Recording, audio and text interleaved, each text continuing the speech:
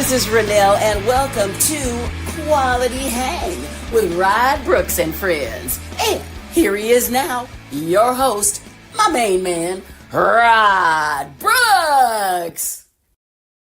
Thank you very much, Renelle. I am Rod Brooks, and welcome everyone to Quality Hang. And as always, I'm joined on this broadcasting adventure by my partner in crime, my friend, and lifelong Raiders fan, no matter where they are, Oakland, LA, back to Oakland, or even Las Vegas.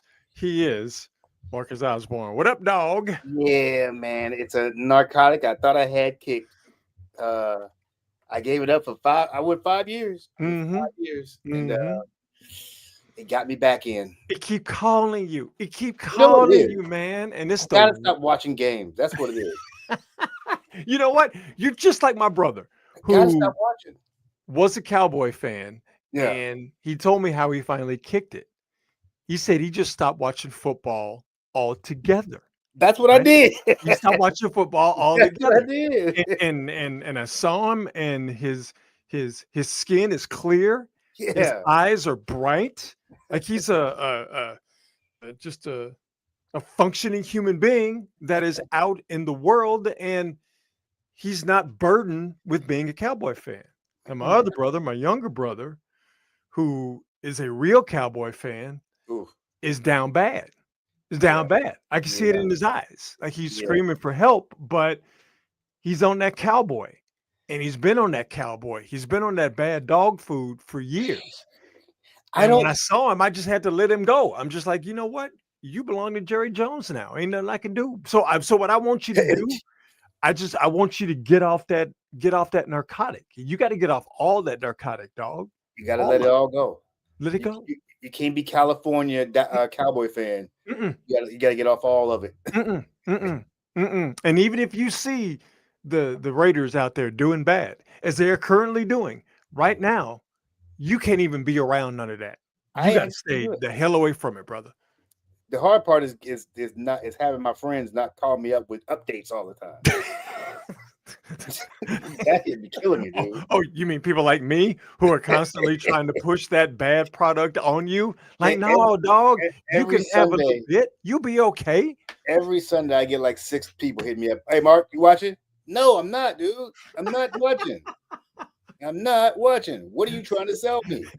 Hey, Mark, are you doing this very bad drug that we're all doing right now? We want you to feel just as badly as we do. Yes. That's right. Yes, misery does love company. Crack house, the sports bar, and then we can just watch the game together. It's ridiculous. Yeah, that's exactly what it is. I wonder how bad it is. What's worse, to be a fan of a team that going into the season is probably going to not be good, or to be a fan of a team where every year everybody throws these expectations and then they turn out to be garbage. So I don't ever feel let down. You're asking the question of whether you would rather be a Browns fan or whether you would rather be a Cowboys fan. That's basically what you're asking. Because it's, as a Browns fan, you got no shot in hell because they're the Browns and they're a badly run organization, which means they're the Browns. Yes. Then on the flip side of that, are you going to be a Cowboys fan, or would you rather be a Cowboys fan to where there's always hype, there's always expectation, but deep down that you are going to be sorely and hilariously disappointed? Yes. It's an excrement sandwich either way. It's just a matter of whether it's a solid excrement sandwich or whether it's like a loose meat excrement sandwich. Either way, you're eating excrement. I feel like I can enjoy myself more if I'm unburdened by the expectations of anything more than sucking. Sure. Because I watch these Cowboy fans pop up every single year. Yeah. We got it this year. Yes. We got it this year. And then they don't got it. Right. Yeah. They don't got it. Right. Yeah. As the child of divorce, I can tell you that the best way to go through life is to have zero expectations. That way you're not disappointed by anything or anyone. Right. Amen. Preach that shit. See, there you go. Is that a terrible way to go through life that will eventually ask for the price to be paid? Absolutely. Yeah, sure. But But does it it feels serve good him in the well moment. now? Absolutely. It's all about the little victories in life. That's what it is. Raiders Broncos Thursday night football, and boy, it is the most Thursday night of Thursday night football games. The Mm. Broncos, who are a somewhat, in my estimation, fraudulent 7-2, are up 10-7 on the Raiders with 7 minutes and change left to go in the fourth quarter. If anything changes of significance in this horrifically entertaining football game happens, we will definitely pass that along to you. As always, we start the show by thanking our presenting sponsor, the fine folks at Hop Monk Taverns. 3 locations to choose from: Sonoma, Sebastopol, and in Novato. And at all 3 locations, they all do the same great things. They satisfy your hunger with a diverse menu that is full of fantastic food and dishes. They have a craft beer selection that is absolutely out of this world, and they have a live entertainment selection that is as diverse as their menu. Whether you are looking for a touring act that is coming from around the country, or whether you would like to see a local act that you've heard of, or maybe it's a local act that you haven't heard of, they got you covered at Hot Monk. And it's not just about touring acts or local acts. They also have comedy nights. They also have open mic nights. They also have trivia nights. Whatever you're into, you can find it at Hot Monk. So make sure you check them out online at hotmonktavern.com. Definitely follow them on all of the socials. And most importantly, make sure you check them out in Sonoma, Sebastopol, or in Novato. The most Thursday nights of Thursday night football games keeps getting more and more Thursday nights. Bo Nix, by the way, this version of Bo Nix, the Auburn version of Bo Nix, we've been seeing. Your favorite. Oregon, yes, my favorite, absolutely. Auburn Bo Nix is my favorite Bo Nix. Oregon Bo Nix, he looks like a competent quarterback. I don't like that. Auburn Bo Nix has been on display tonight. He just threw an interception. The Raiders are driving in the positive territory again. What? Broncos, I know, right? But listen, your boy Geno Smith, who's thrown 11 touchdowns and 11 interceptions, your boy Geno Smith more than likely is going to find a way to F this up. Oh, yeah. 6 minutes and 30 seconds left in the game. Broncos up 10-7. If a score happens, we will definitely pass that along to you. Why don't we start with week 10 before we get into the Niners and what they have going on? And by the way, the injury report, it's gotten longer for the Niners. Nothing to panic about, but the injury report has gotten longer for the Niners. And of course, it involves defensive players. Let's start with the NFL Week 10 that we have coming up here. Raiders and Broncos on Thursday night. The teams on the bye. Let me go ahead and move this banner. Bengals, Cowboys, the Chiefs, and the Titans. But as far as the Week 10 slate goes, Marcus, what jumps out at you as far as a good football game? I guess the Niners-Rams would be the obvious choice, right? Yeah, that's the obvious one. However, that Steelers-Chargers game could be pretty good. Could be. And I don't expect much from Eagles-Green Bay because I don't know why Green Bay just doesn't do anything for me. Well, they lost their tight end, Tucker Kraft, to an ACL injury. Hate to see that, obviously. But even when Tucker Kraft was healthy, the Packers were struggling offensively, and the Eagles have seemed to found their footing as they've gotten going here pretty soon. NFC West going up against NFC West, as we mentioned, and we'll get deeper into the Rams and the Niners on Sunday. Seahawks and the Cardinals, they will get it going on Sunday. I think Minnesota and Baltimore, with Lamar Jackson being back in Minnesota. Kyler Murray playing in that game? No. Kyler Murray is on IR. So Kyler Murray is going to be out for at least 4 weeks, possibly longer. Jacoby Brissett is now the quarterback for the Cardinals. They just beat the Cowboys on Monday night. So the Cardinals are a much better football team. I saw Marvin Harrison get off. Jacoby Brissett understands the assignment. Just throw the ball to Marvin Harrison Jr. because Marvin Harrison Jr. is your best wide receiver. Also, Marvin Harrison Sr. likes to up the tool. So, and Marvin Harrison Sr. said, and I'm paraphrasing, but he said, I don't like to watch the Cardinals offense. Then the Cardinals made a decision to go from Kyler Murray to Jacoby Brissett. Well, you know Is it a who coincidence, or is it because Marvin Harrison Sr. likes to pull that thing out and well, and adjust some attitudes? I will say that Marvin Harrison Sr. is not the only person who cannot stand watching the Cardinals offense. The Cardinals hate watching the Cardinals offense as well.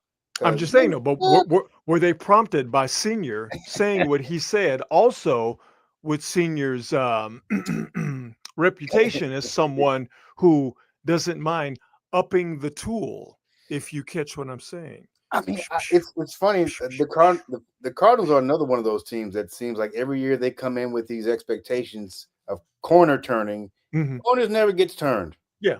Well, I mean, they're still the Cardinals. You know, they're It's still one so of those true. franchises, along with your Raiders, the Jets, the Giants, the Saints, the Browns, the Bengals. There's a couple others that I'm missing, but you know who I'm talking about, where Can't you get know they're right. not going to be good because they can't get right Can't get right. because they're run badly and they've been run badly for years. Yeah. Yep. There was someone who was talking about, because a lot of criticism has been thrown at, obviously deservedly so, at Mark Davis the past couple of weeks on the Twitter. Yeah, his mama called him Twitter. I'm gonna call him Twitter. And I'm like, yeah, he deserves it. And like, there's other people like, no, he doesn't deserve it. All he can do is put the guys out there. They have to. No, you are showing your ignorance. If your owner sucks, your No. team is gonna suck. Period. No. If your team has been terrible for a long time, that's Yep. because of bad ownership. Yep. Flat out. 100%. Flat out. 100%. And if your team has been successful, obviously give the credit to the players. Yes. Obviously give the credit to the coaches. But if your Yes. team has been successful and has been successful for years, that's Mhm. because of good ownership. Like Yes. to me, it literally does work both ways. Yeah, of course it does. And everyone should respect that. When your team sucks for decades Mhm. and it's had the same owner for decades, you already know where the blame goes. Like, why are we Exactly. playing this game? Because because that owner has changed out coach Yeah. after coach after Yeah. coach, which means you've changed coaches, which means you've changed philosophies, which means, of course, you've changed general managers, which means, of course, you change players, yet the outcome stays the same. Terrible. What's the one Yep. constant? Yep. And if The you owner. have players that constantly leave your team and play better when they leave, Yes. yeah, the problem is you. Week 10, Baltimore, Minnesota. I think that's going to be a good matchup. Lamar Jackson's back, I was which gonna say means Lamar's Baltimore. back. Yeah, So which makes them better, even though Baltimore defensively is not what we've gotten used to with the Ravens over the past 20 years. so weird. Lamar Jackson's back, which means you're a better football team. J.J. McCarthy is in now at quarterback for the Vikings, and maybe not under the radar because they've been good all year long, although the Patriots are a surprise. That Patriots Buccaneers game is going to, I think, rival what we're going to see out of the Niners and the Rams coming up here in Week 10 on Sunday. Yeah, I definitely expect that to be a pretty entertaining game. With Jaden Daniels out, that should be a cakewalk for the Lions. Yeah. I mean, the Lions are clearly the better football team. Even if Jaden Daniels were playing, the Lions would clearly be Facts. the better football team Facts. for sure. So there's your Week 10 slate. But what most people around these parts in the Bay Area are paying most attention to, the Rams and the Niners getting it back going. The Niners beat the Rams in Week 5, surprisingly beat the Rams in Week 5, and did it by controlling the clock. We'll get to how the Niners did it in Week 5 and how they may or may not be able to do it coming up here on Sunday. But when talking about the San Francisco 49ers, what's the first thing you need to have a conversation about?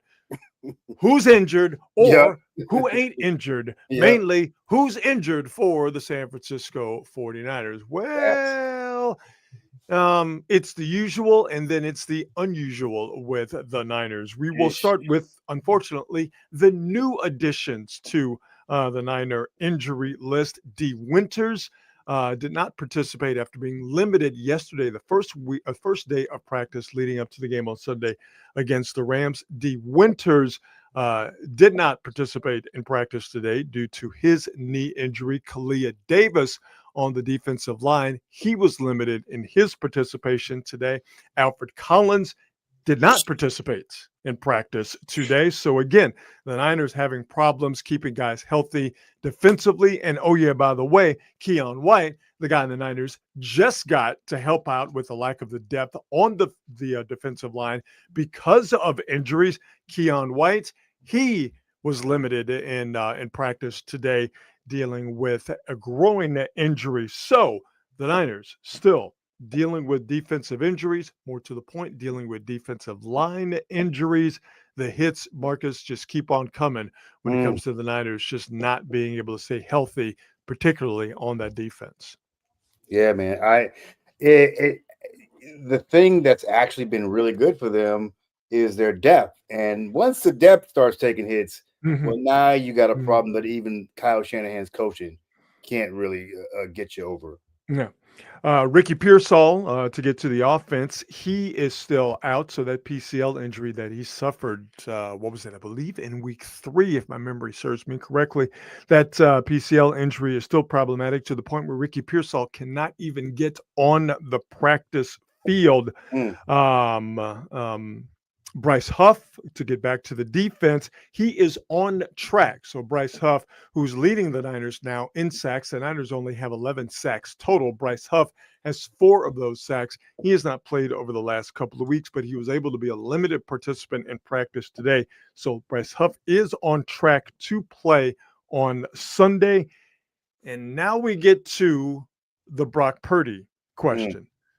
Will Brock Purdy play on Sunday? All right. So here's where it starts to get, I don't know if dicey is the word, but you have to pay attention to the language and also use your brain, use your cognitive skills. Brock Purdy. Kyle Shanahan said that the Niners will make a decision by tomorrow on Brock Purdy to see if he will, quote, suit up. If you're watching us on X and on YouTube, you can see the practice participation report. Brock Purdy has been limited in his practicing over the last couple of days, which is what has been going on over the last couple of weeks of Niner practices. So now, Brock Purdy limited. Mac Jones, as you can see, if you're watching, a full participant in the last couple of practices, as he has been over the last few weeks. Again, Kyle Shanahan said that they will make the Niners a decision tomorrow if Brock Purdy will suit up. That's a direct quote. Notice he didn't say that they will make a decision tomorrow as to whether Brock Purdy will play. He ain't playing. Exactly. With Mac Jones being a full participant, Brock Purdy being limited over these last couple of days, and Mac Jones, albeit throwing 49 times in a somewhat improbable win over the Rams 5 weeks ago, with Mac Jones being a full participant and also having success against the Rams, looks to me like Mac Jones is going to play. Brock Purdy will be the backup. He was not the backup. He was not one play away against the Giants last week in New Jersey. This will be the next obvious sort of forward move for Brock Purdy. In my estimation, I don't think I'm wrong here, Brock Purdy will then be the backup quarterback on Sunday against the Rams to Mac Jones. Mac Jones will start, and the Niners will then, once they get past this game, win or lose, Mac Jones playing against the Rams, Brock Purdy will be ready to go against the Cardinals, not this upcoming Sunday, but the Sunday after next. I would keep Brock Purdy out as long as you can stand it, because there's really no need to got to rush him back from that injury. There's no need. Keep him. I mean, I don't even know if I'd have him suit up, but I guess you kind of got to. But I'm like, yeah, just let's roll with the guy that brought us here. We'll deal with the Brock thing later on. But why get him? Why make his injury worse? Yeah, I get that sentiment, but it sure seems like the toe is the longer he's out, the more he heals, but it's not going to get that much better if you keep him out week after week after week. at some point in time, he's going to have to play because and I know this is a statement that everybody hates, but I think the toe injury, it is what it is. It's not where it's going to limit his mobility or his ability to play, but it's something that's going to be not chronic, but it's a toe injury that's going to be problematic because you don't know when a movement, whether it's just a typical quarterbacking movement or whether it's a movement because he has to avoid an oncoming rusher or he has to get out and scramble. It's an injury that it's kind of like we feel about earthquakes here in the Bay Area. You don't know when it's going to happen, but you know it's going to happen. But you don't worry about it happening because it's not something that necessarily is going to happen. Does any of that what I just said make sense? No, it does make sense. I guess my perspective on this whole thing is Brock Purdy's your starter. If you're not starting him, why are you dressing him? If you don't think he's healthy enough to start, why are you putting – that means you don't think he's healthy. So why even go through playing this game of having him, suit up? Well, I think, though, you have to – he's going to start. Oh, eventually, yeah.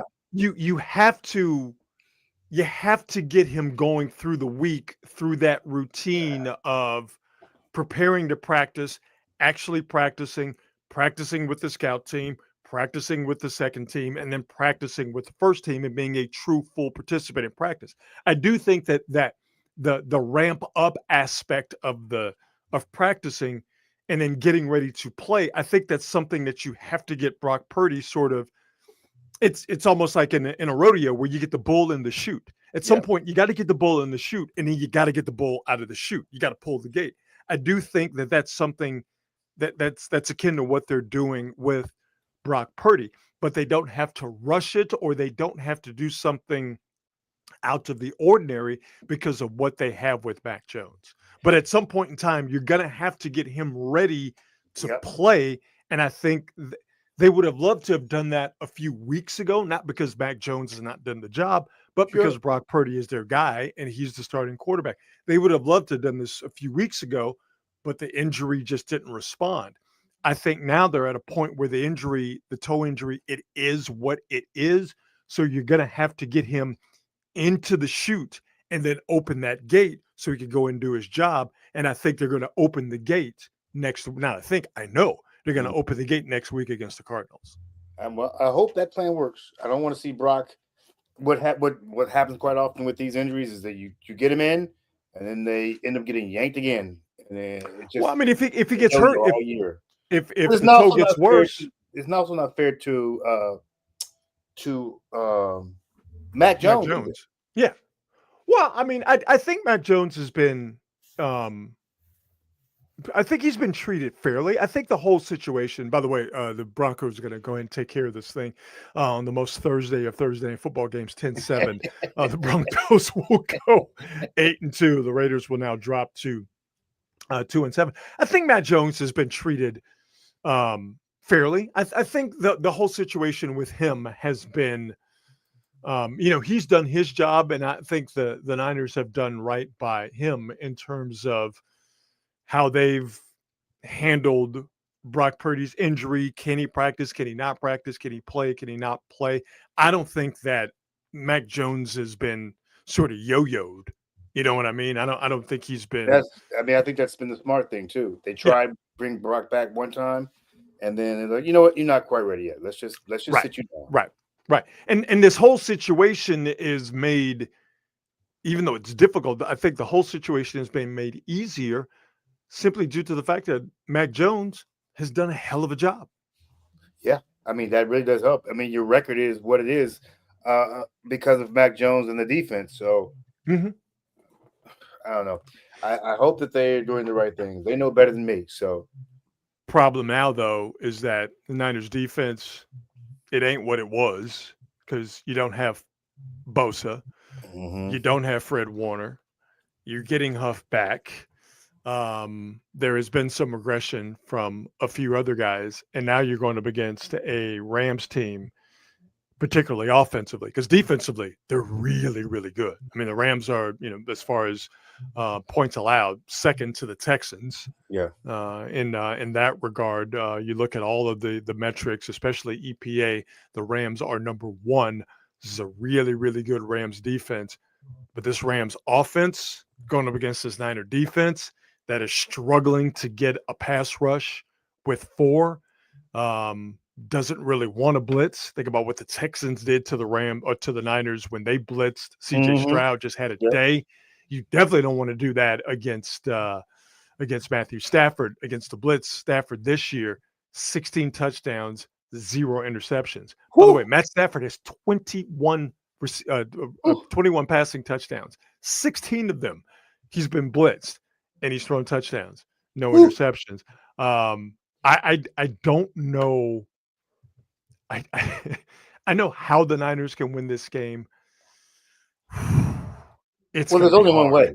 There's only one way. Well, it's going to be what they did in Week 5. Yeah, that's the only way they could. They're not winning a shootout. Put it that way.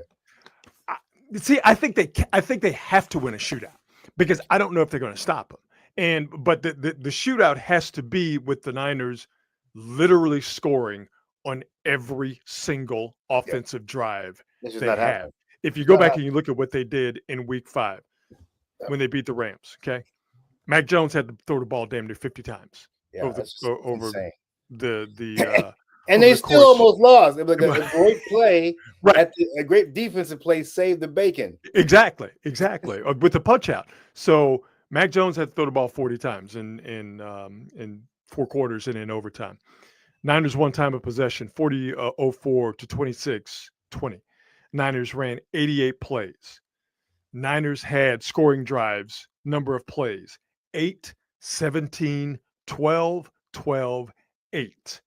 Most of them were field goal attempts and eventual makes.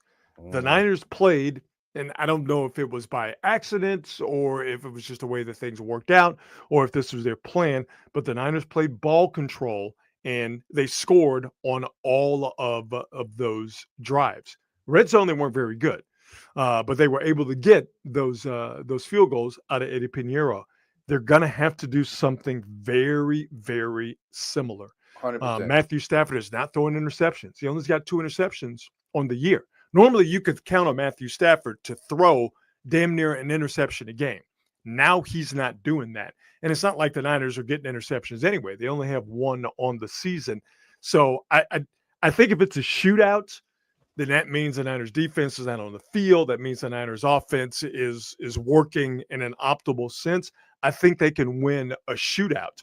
But if the Niners offense isn't scoring when the defense gets them the ball back, if the Niners defense, if they're able to force a punt, you are saying hallelujah. If the Niners are able to force the Rams to just kick field goals, and then the Niners are able to score touchdowns off of those kick field goals by the Rams, then you will take that.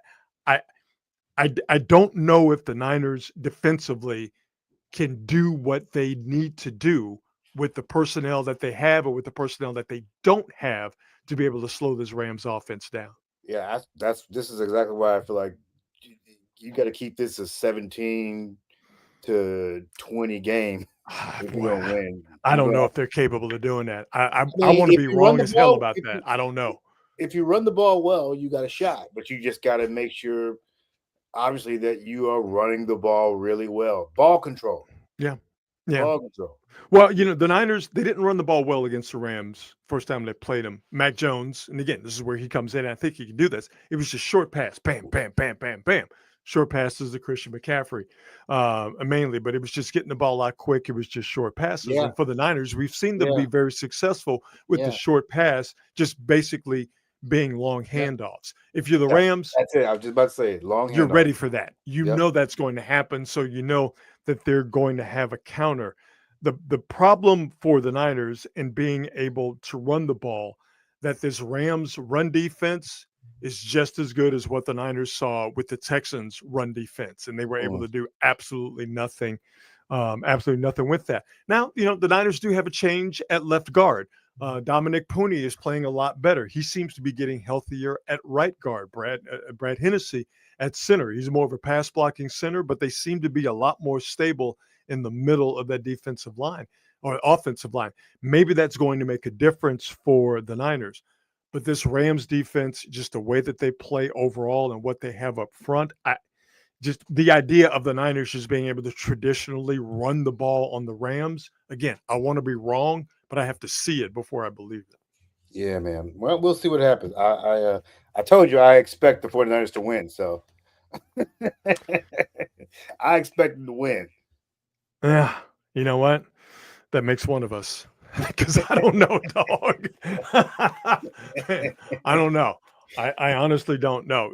To be able to get a split from the Rams over the course of the season, I think you take that because to me, did they beat them last year?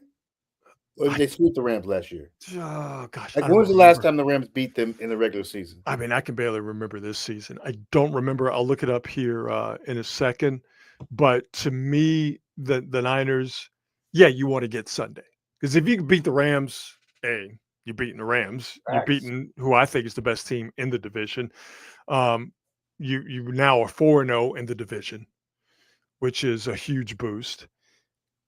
But boy, I just have a hard time seeing it. Not that you want to punt on this game, but to me, if you split the Rams, you feel okay about that. What you got to do is you got to take care of the Cardinals next week.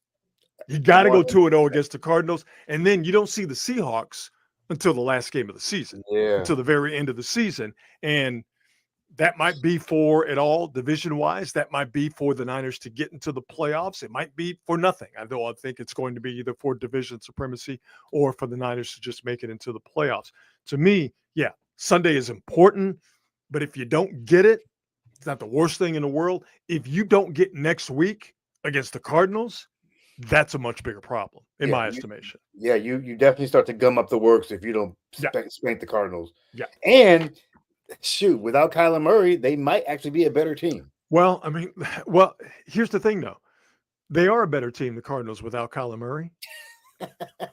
But if you're the Niners, you don't want to see Kyler Murray running around back there. No, you don't. Kyler Murray's been I mean, he's a headache. He's a headache. That is the best way to put it. I was trying to think of a way because not that he's been a problem, he's been a nuisance. Yeah. He's been a headache. Yes, that's a very, very good way to put it. Absolutely. So again, everybody's going to be paying attention to whether Brock Purdy is able to practice in a limited or a full manner tomorrow. So Niners favored.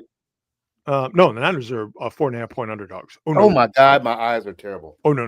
I need to make the screen bigger. Niners are 4.5-point underdogs. The Rams are they are on one right now. But Niners plus 4.5. Would you? Would you? I would. I would. Yeah. I would. Put Niners straight up. Yeah, I would. Straight up. Straight up, I don't know about it. Straight up, I don't know about it. Plus 4.5. Yeah. Could this end up being a field goal game? Mm-hmm.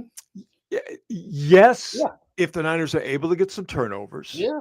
And the Rams special teams, here's the irony of all ironies. I think the two biggest ironies for the Niners this year is Christian McCaffrey, knock on wood, it stays that way, being the healthiest Niner player out of a team full of guys that have been injured, and the Niners special teams, mainly due to the fact that Eddie Piñeiro's there not missing kicks, but the Niners special teams being a net positive rather than being a net negative as they have been over the past few years. The Rams special teams wise, they're really good offensively. They're really good defensively. Special teams, the Rams, they go off a cliff compared to the offensive and defensive side of the ball. So this could end up being a field goal game. I wouldn't necessarily put any money on it. But if I had to, Niners plus 4.5, yeah, man. Sure, why not? Yeah, if I had to pick one, but Niners straight up, I don't know about all that. Don't know about all that. Don't know about all that. Let's move on to the Warriors, shall we? The Unction Tour continues, starting tomorrow against Denver. Yeah, I know, right? You look at that schedule and go, damn. Boy, they do not like the Warriors. Yeah, the Warriors starting tomorrow. Over the next 13 days, the Warriors play 8 games. That's just crazy, dude. The overwhelming majority of those games, as you see, if you're watching us, yes, That's on the road. insane. Tomorrow in Denver. The Pacers come to Chase on Sunday. You might remember the Warriors lost to the Pacers last week in Indianapolis, and then the Warriors go on the road for seemingly forever. OKC, San Antonio a couple of times, New Orleans, Orlando, and then in Miami. So Denver tomorrow night, and the Warriors are going to be without Steph Curry, who is dealing with an illness. You might remember Steph when the Warriors played the Nuggets at Chase a couple of weeks ago. Steph dropped 42, damn near messed around, and had a triple-double. Draymond Green and Jimmy Butler, who both did not play in last night's loss in Sacramento. Draymond Green is probable, and Jimmy Butler is questionable. By the way, as an aside, it's strange, Marcus, that Draymond Green didn't play last night against the Kings with, once again, Steph Curry not playing last night. It's weird how when Steph doesn't play, Draymond doesn't play. This is one of my favorite conspiracy theories. It's not a conspiracy. It's not a conspiracy. It's a documented fact. Cut it out. So the theory is every time Steph Curry is out, Draymond Green doesn't play? Not every time, but the majority of times. Don't buy it. I don't buy it. I mean, I think it's fun to talk about, but that's bullshit. That's bull. Absolute bull. I think people notice it because they want to have that conspiracy theory. But if I actually went and looked and checked, how many times has Draymond Green missed the same game as Steph Curry? And how many games has Steph Curry been out? If I ask ChatGPT right now, you know what? Did ask it? Let's see. How many? I'm gonna ask this broad. Oh, I had no idea that ChatGPT was a woman. Oh, mine is. I thought it was. You know. That's oddly specific, but okay. Hey, I got a question for you. By the way, I've never used ChatGPT. So, oh, really? Yeah, this is the first. Oh, hang on a second. This is the first for me. I still do it old school. I still just Google. I just type it in on my phone. Oh yeah, you missing out, baby. This thing is great. Am I? Let me tell you, first of all, the amount of time that I don't waste, I get my answer right away is awesome. But how do I know it's the actual answer? How do I know it's the correct answer? I guess it's literally doing the same thing you do if you're using Google. Yeah, but I guess I'm analog that way. And on top of that, it'll give you analysis if you need it to. Break down, almost any breakdown you want of any. It's actually incredible. Oh, I can do my own analysis. Anyway. Okay, so see what my girl's talking about. See if you can hear her. Yeah, I can hear you loud and clear, so feel free to ask away or tell me what's on your mind. So there is a conspiracy theory that Draymond Green misses a game every time Steph Curry is out. Now, you're leading the witness. It's not every time, and it's not a conspiracy theory. The good old Draymond and Steph synchronized absences theory. Yeah, I've definitely heard that one floating around among Warriors fans. It's not exactly every single time, so it's a little exaggerated as a conspiracy, but I can definitely look up if there's any pattern or some kind of trend there if you want. Okay, she's stalling. She's just talking. She hasn't given me any information. So from what I found, there's not really a solid pattern that Draymond sits out whenever Steph is out. For example, earlier this year when Steph was injured, Draymond actually played and even had a pretty solid game against the Raptors. So I'd say that theory is more just... played the Raptors this year. Boo, boo. This is bunk. Boo. Your ChatGPT girl is false. She's fraudulent. Get that nonsense out of here. Beat it. Beat it, broad. We need to have you look at that again. Rod says that... First off, don't tell her my name. Oh, Rod told me not to mention his name. Sorry. No, Oh, dog! Don't get me involved in your computer Honestly, from tryst. what I can see, it's just one of those fun theories that doesn't really hold up under the stats. But hey, Boo, that's what makes boo. sports talk entertaining, right? Nah. Rod does not believe you. He thinks Why you there's keep mentioning real- my name to your AI girlfriend, dog? Why? No. Nope. Nope. Well, I'll take that as a compliment. But hey, I'm always here to bring the facts as best I can. If Rod ever wants to dive into the numbers together, we can totally do that. But no worries, I'll let him stay a bit skeptical. Keeps the conversation fun. All right, thank you. I'll talk to you later. You're very welcome. Anytime you want to chat again, just let me know. Nah. Nope. Don't like it. Don't like it at all. I don't like that she know my name. Nope. Straight up bullshit. I cannot believe that that's a real thing. Are you kidding me? It's amazing. No, it's not. There's nothing amazing about that. She literally just gave you a word salad, did not give you any numbers, did not give you any specifics. And Okay, on top can of you that, give me some specifics on the times that Draymond Green and Steph Curry have both been out?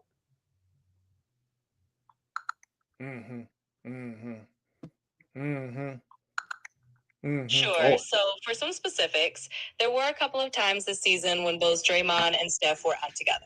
For example, back in January, they both missed a game against the Pacers because of injuries. And then in May, Steph was out for a playoff game with a hamstring issue, and Draymond wasn't playing either. So there are a few real examples, but it's definitely not every single time. didn't say it was every single time. Why am I arguing with a fake woman? Career where Draymond Green and Steph Curry have been out at the same time. From what I've seen, there's not really a long-time pattern over their careers where they're always out at the same time. It does happen here and there, like those couple of times this season I mentioned, but overall, it seems more like a coincidence rather than a consistent trend. So Rod can rest easy, no secret pattern of synchronized absences over all these years. Don't question my baby. I almost said something real rude about your computer girlfriend. You about to say, fuck your bitch.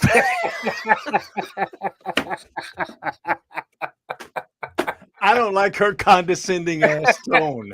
I think more than anything else, right? I have all of these notes. All right. I got a notebook full of notes. All right. I don't like your condescending computer girlfriend talking about, well, you know, Rocky thinks what he wants, but it's not all the time. I didn't say it was all the time. It's fucking, you know what? This is like we don't pay attention to what they've been telling us. I've seen 2001: A Space Odyssey. I've seen all the Terminator movies, even the bad ones. I know exactly what's going to happen with technology, and we are just willingly just letting technology just lead us right into the abyss. And here you are with your Chat GPT girlfriend, not giving any specific, being as vague as hell, and you're just like, see, she said it, so there must not be anything there. Man, oh, that's nothing. Not even go to my big dog, my Gemini girlfriend. Oh my God, you got more than one computer girlfriend? Oh, so yeah, you like know. so now you're like a polygamist? I'm saying a digital gigolo. Oh my God. You know what? You are going to get a digital venereal disease if you keep messing around with these digital girls. Alexa is going to catch you cheating, and then she go shut off your whole Amazon account, and then what? She probably is too, because I know she heard me talking to my ChatGPT girlfriend way too much.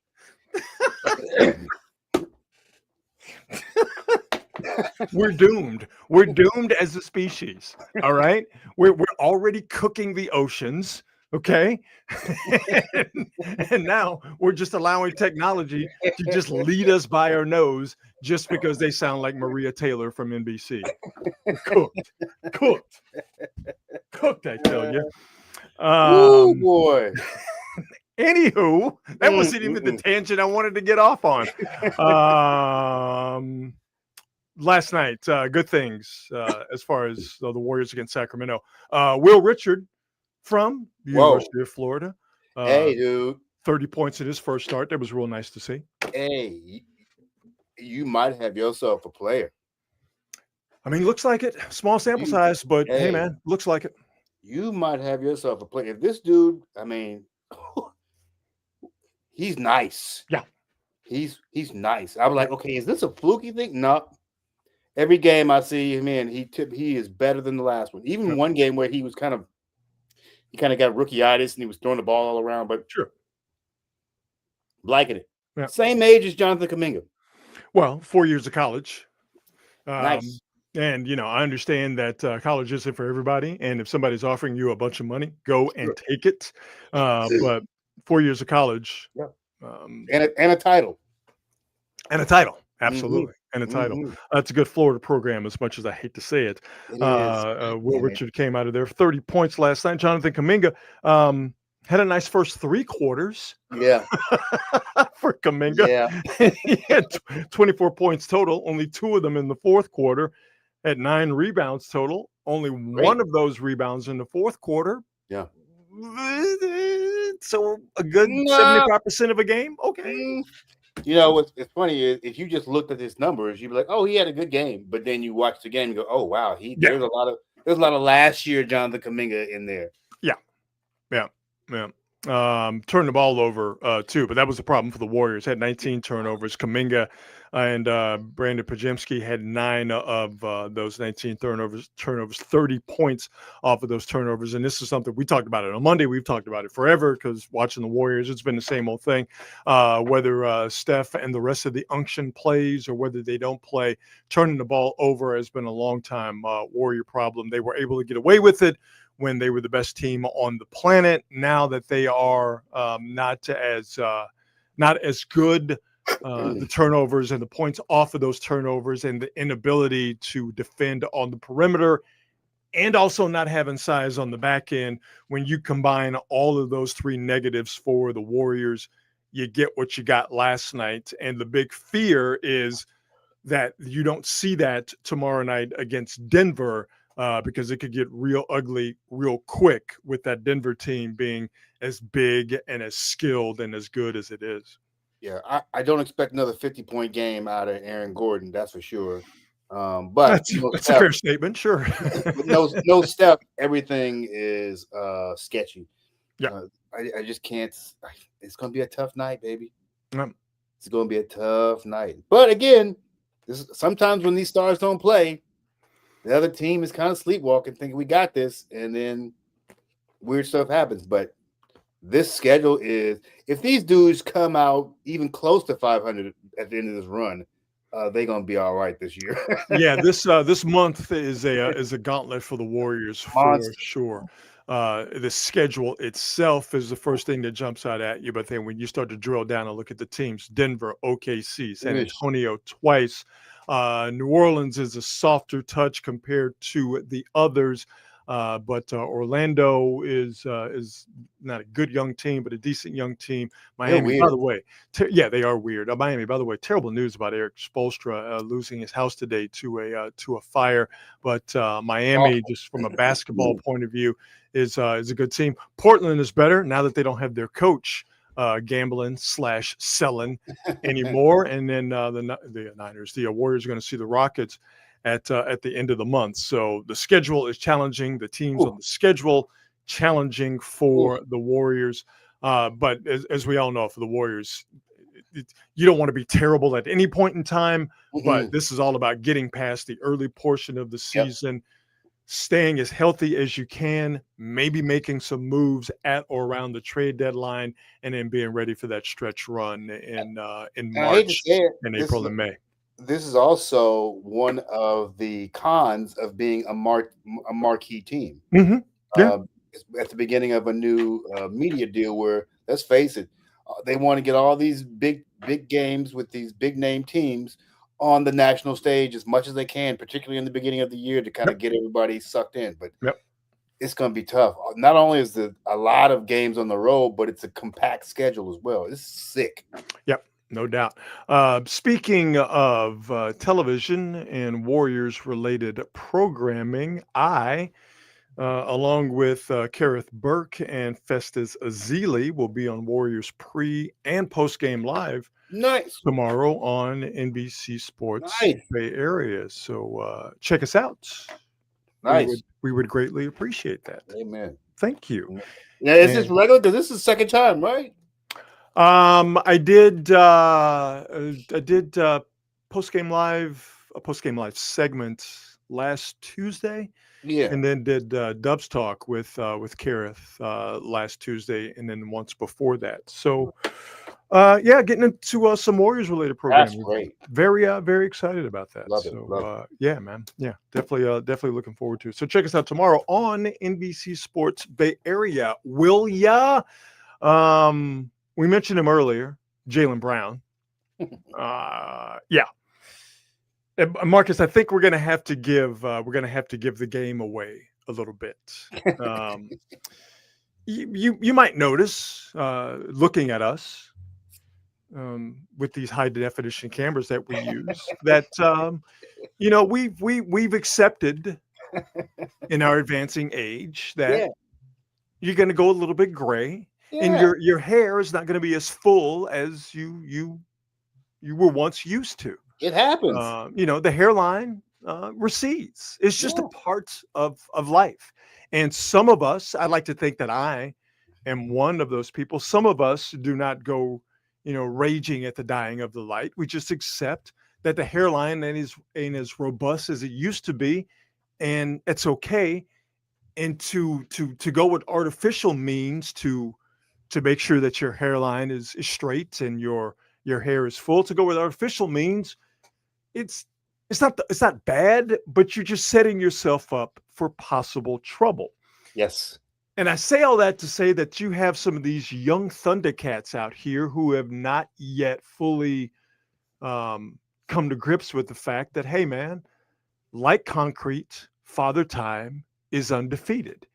And any measures you take to try and beat Father Time, ultimately you're going to lose.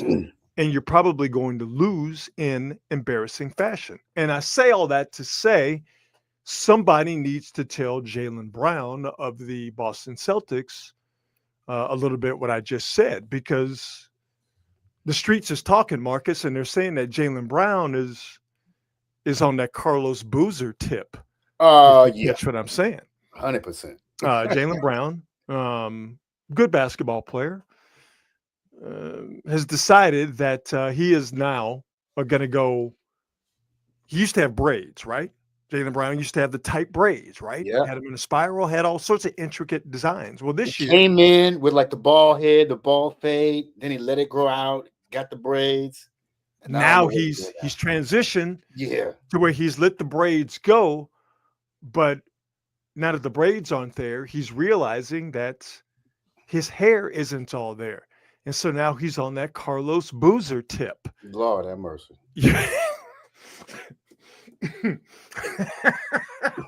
Excuse me. You see Carlos Boozer on the right side of your screen. Big mistake by Carlos Boozer, who basically used hair in a can to fill in some dead spots in his hair. Jaylen Brown seems to be mimicking Carlos Boozer, not to the extent Carlos Boozer went way to the extreme. He went extra, but you could clearly see that Jaylen Brown has decided to have to use some enhancement when it came to filling in some bare patches on his head. Now listen, we ain't shaming in this regard, okay? But let this be a cautionary tale, because again, if you're trying to defeat Father Time by using artificial means, understand that you may get away with it. But at some point in time, Father Time is going to let everybody know that you're out here faking and perpetrating. Yeah. That you're out here faking the funk. And unfortunately, Jaylen Brown got caught out here faking the funk. This is from last night's Celtics Wizards game. Jaylen Brown got another victim right there.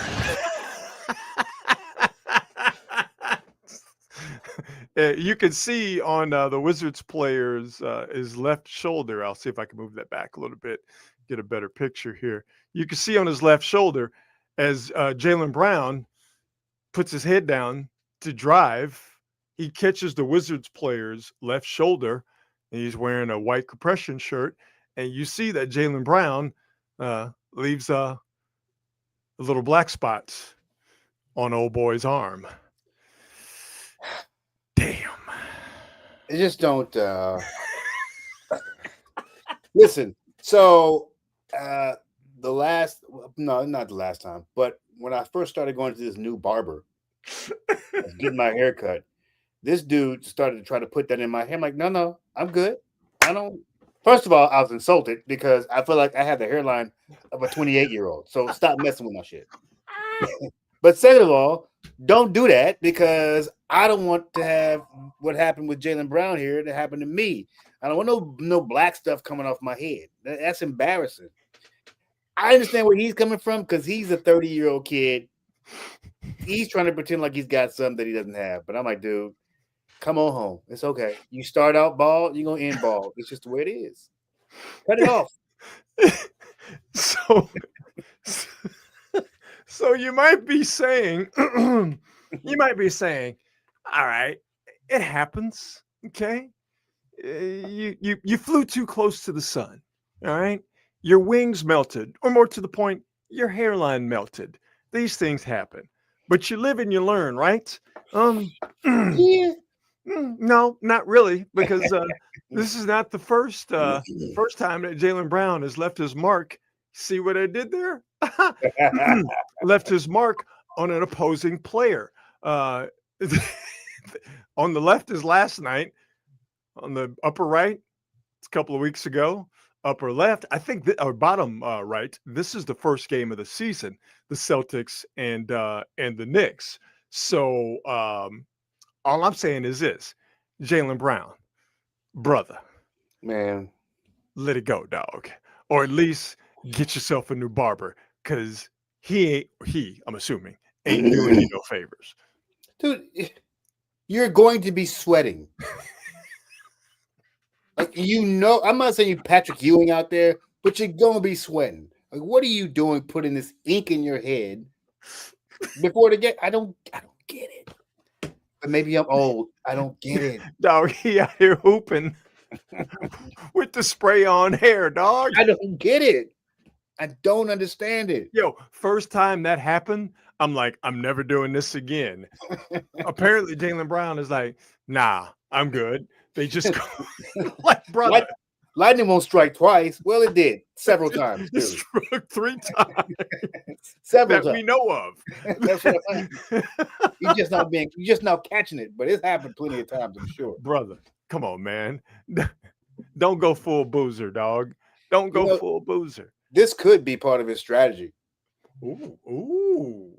This could be part of his strategy. Like, you know what? At some point, they're gonna get tired of me getting their jerseys dirty, and they're gonna stay off me. Okay, they're gonna stay off me. I dig it. It's all to get that advantage. I understand it.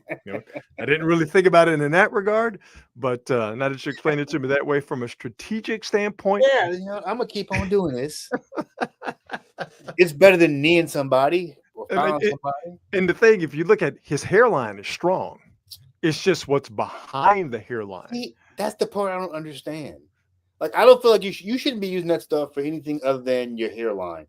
When dudes start piling it on to fill up bald spots and stuff like that, dog, I personally don't understand how they don't know what's going to happen. That man got kiwi shoe polish on his head. He'd be better off. And listen, hey, it's probably cheaper. Please understand, all right? I spend an inordinate amount of time looking at my hairline, all right? There's someone who spends time in front of television, high definition television cameras. I get it. I completely understand it.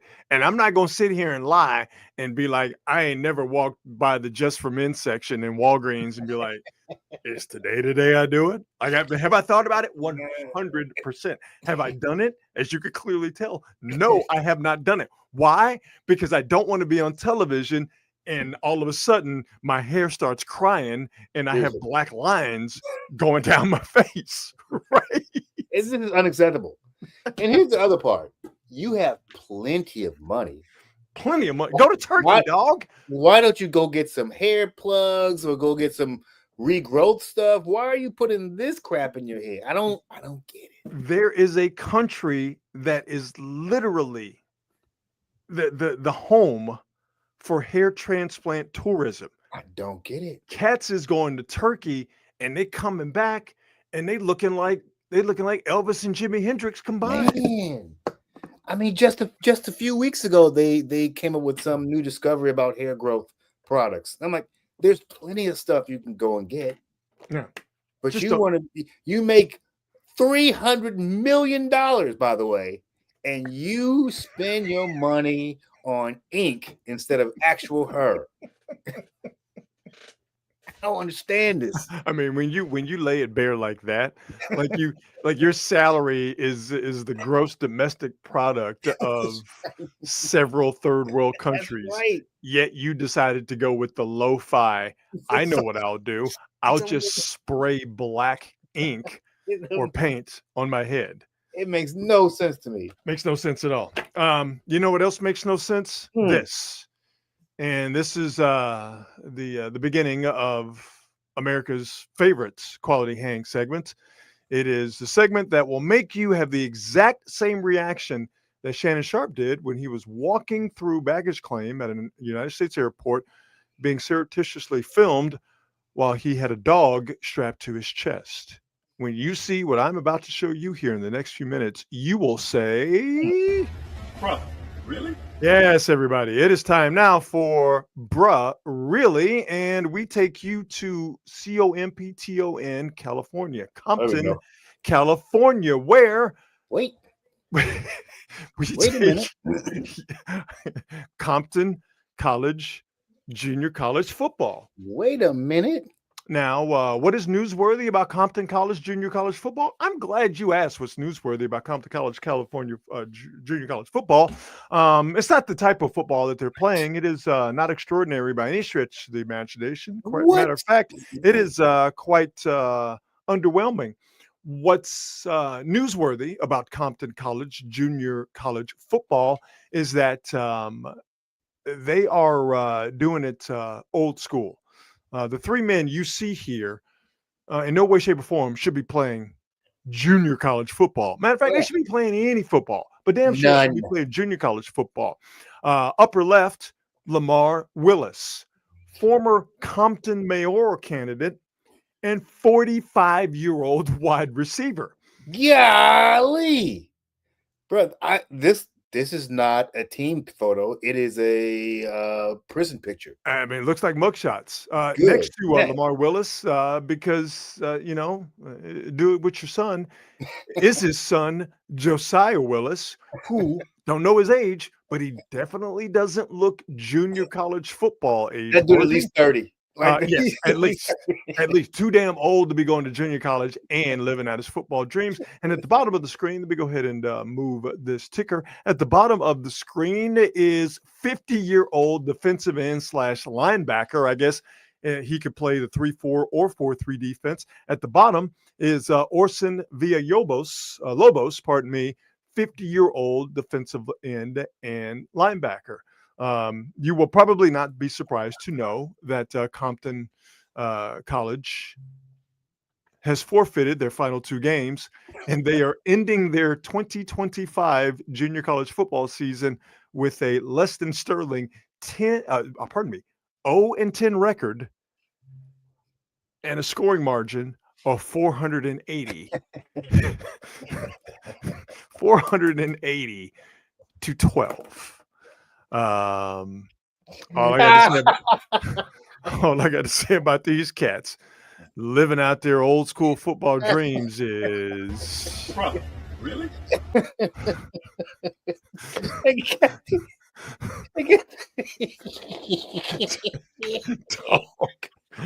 Bro. And by the way, I would never say this to his face because he looks frightening, but you can clearly see that 45-year-old Lamar Willis is on that Jaylen Brown hair dye tip because his beard is way too black to be 45 years old. These kids are Kids. wait. There are young people on this team who not only are 0-10 and getting blown out to the tune of 480-12, but they can kiss any dreams of transferring to a D1 squad combined. This team is trash. Playing with these old bastards. Yo, the best part about it though, like as wild as it is that you have a 45-year-old and his son and a 50-year-old playing junior college football, the fact that Lamar Willis is a former mayoral candidate for the city of Compton is that to me is the sort of the sweetener of this entire story. Listen, I want you to get those votes, bro, but because old boy clearly has big dreams. Like, you know what I'm gonna do? I'm gonna run for mayor of Compton. I don't win mayor of Compton. You know what I'm gonna do? I want to play college football. And neither one of those things worked out in the affirmative. I don't understand. I just want to understand. Like, what do you accomplish? Do you love the game that much? You can always just go to the park and throw the ball around with some of your boys who are age appropriate, as opposed to playing against a bunch of 18, 19, 20, 21-year-olds who are getting your ass whooped in the process. You clearly can't run. I mean, what are you doing? So, yeah, there you go. Shout out to Compton College and their football team. We see what you're doing, and you shouldn't have done it, but thank you for doing it. We appreciate it. By the way, I guarantee you that somebody saw this story and went, "Ooh, that's going to be a great movie." Oh yeah. Well, it's some way somehow you have to meld it with the Bishop Sycamore story. Remember that? Oh my gosh! Yeah. Remember the old heads that were playing high school football? Mm-hmm. Like there was something about that just sort of seemed icky and nefarious. Like these three assholes playing junior college football. To me, it's just I just love the game. Hilarious. Yeah. So there you go. Lamar Willis, Josiah Willis, and Orson Villalobos. Compton College, junior college football players living out their dreams or laundering money. Either way, it's the type of story that makes you go, Bro, really? All right, there you go. All right, here, let's get to on this date, November 6th. Two notable entertainment releases happened on this day. In 1987, on this day in 1987, the cinematic classic Less Than Zero premiered in theaters. We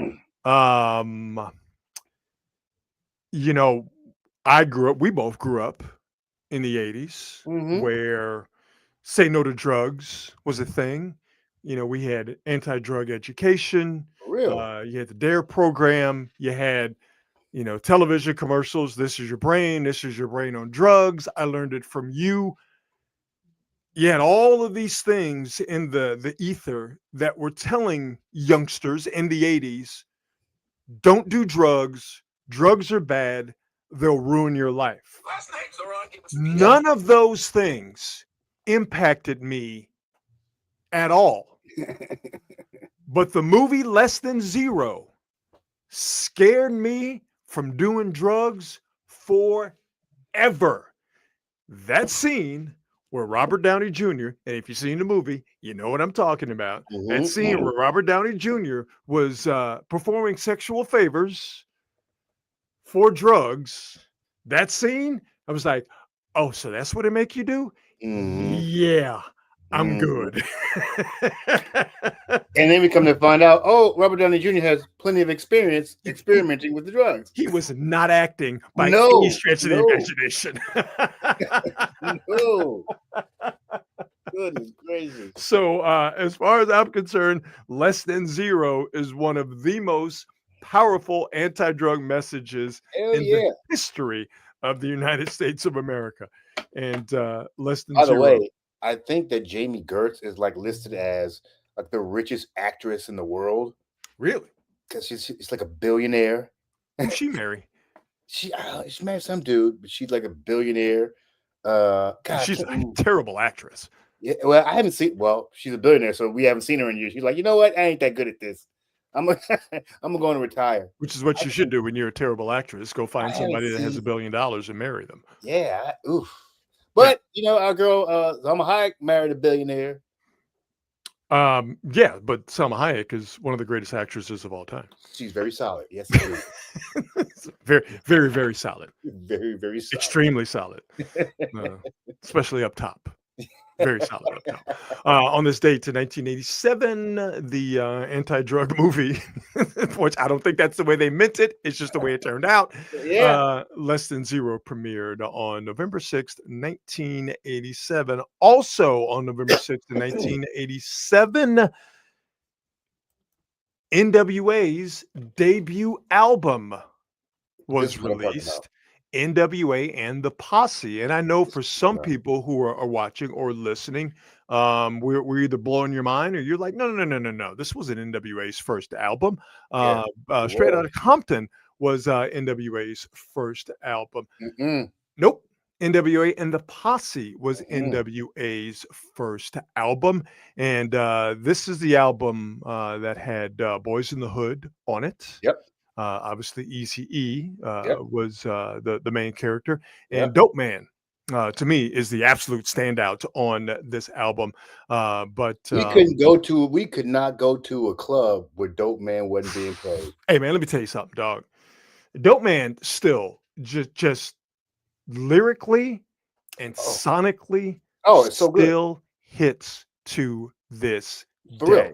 real. So good. And what we know now is that Ice Cube was the driving force lyrically, and Dr. Dre was the driving force sonically behind what NWA was about on this album, NWA and the Posse, and then eventually Straight Out of Compton.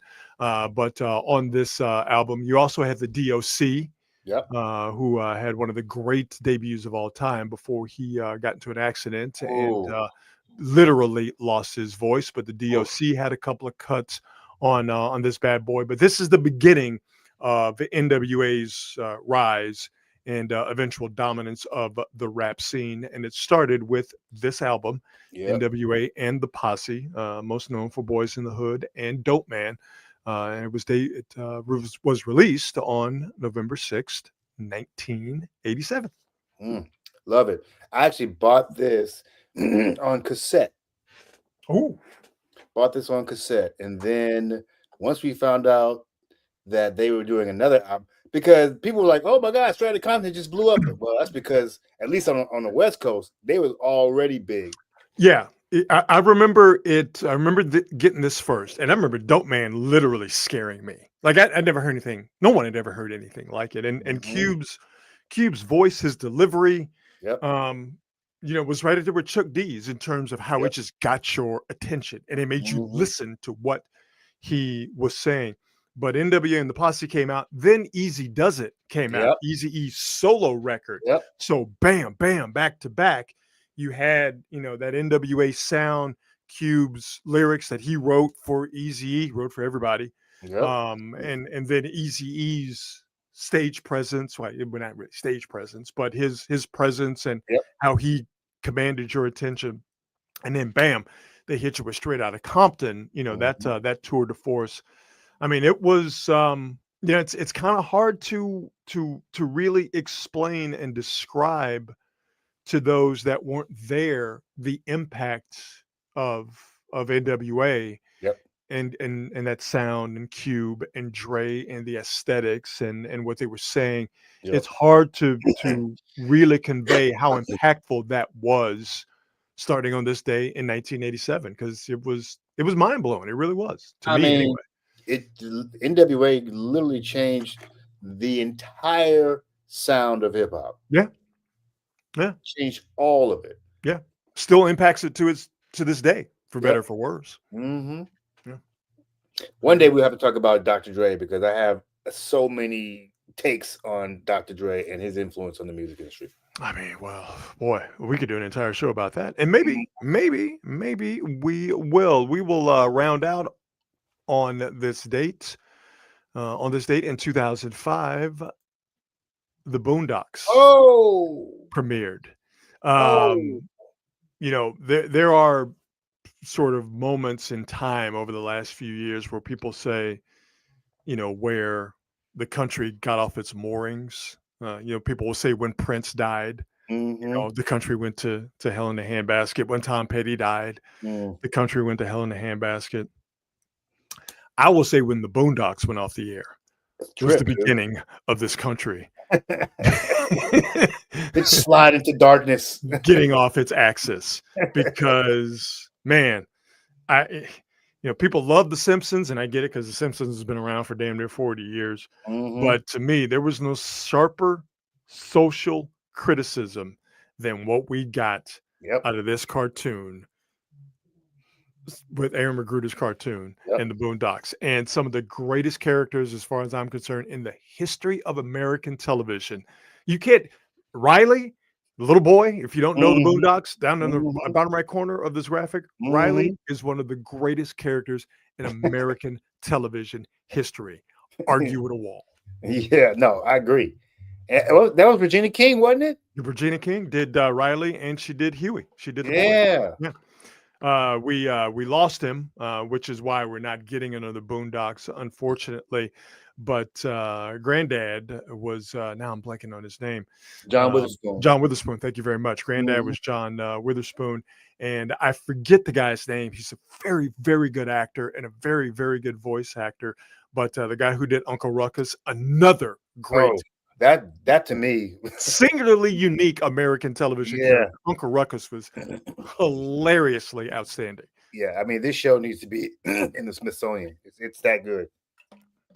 Yeah, Boondocks came out on this date in 2005. So there you go. That is on this date, November the 6th. Man, I miss the Boondocks. Yeah, man. Yeah. I heard talk of a reboot, but we'll see. I don't know how you do it, though. I don't know how you do it without John Witherspoon. I don't know how you do it without him. Yeah. It'd definitely be hard. Yeah, I remember Ed Asner was on there. Yeah. Eddie Murphy's brother, Charlie Murphy. Charlie Murphy was on there. I mean, you know, you're talking about people who, I mean, unfortunately, they're not with us. They're literally irreplaceable. You know, Regina King is obviously a talent, and you know, she would be sorely missed if she were not around. But I just don't know how you bring that back, even with Aaron Magruder's sharp wit. I don't know how you bring it back without John Witherspoon. It'd be hard. It'd be difficult. It'd be hard. Very, very difficult. Very difficult. So there you go. On this date, best thing I saw today is how we finished the show. And I wish I could show you the entire trailer, but I've already gotten a show struck down due to violating YouTube's copyright laws. So I'm wary of how much music I can play on the show. Yeah. But understand, this trailer I'm about to show you is much more expansive than the tiny piece I'm going to give you, but I can only give you a piece that does not contain any music. But coming up in April 2026, we are going to get a Micheal Jackson biography. Yep. Q, can you lower the lights for me, please? Okay, but remember, in here, Keep those feet still, my man.